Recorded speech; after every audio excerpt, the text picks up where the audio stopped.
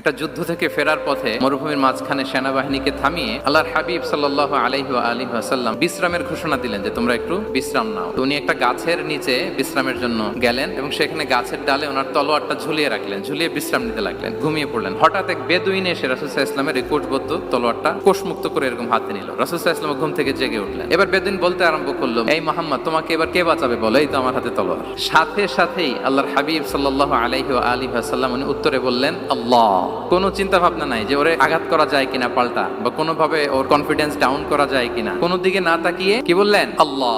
সব সময় তিনি আল্লাহ কেন্দ্রিক ছিলেন। গারে সাউরে যখন আল্লাহ রাসূল সাল্লাল্লাহু আলাইহি ওয়াসাল্লাম এবং আবু বকর রাদিয়াল্লাহু তাআলা আনহু ওনারা আশ্রয় নিয়েছিলেন রাত্রিবেলায়। কুরাইশরা যখন খুঁজতেছিল, আবু বকর রাদিয়াল্লাহু তাআলা আনহু বলেন যে কুরাইশদের পা দেখা যাচ্ছে, ওরা যে হেঁটে যাচ্ছে, একটু উকি মারলেই আমাদেরকে দেখা যায়। রাসূল সাল্লাল্লাহু আলাইহি ওয়াসাল্লাম আবু বকর রাদিয়াল্লাহু তাআলা আনহুকে বলেন যে আবু বকর, চিন্তা করো না, লা তাহসান ইন্নাল্লাহা মা'ানা। আবু বকর, চিন্তা করো না, আল্লাহ আমাদের সাথে আছেন। একটা যুদ্ধ থেকে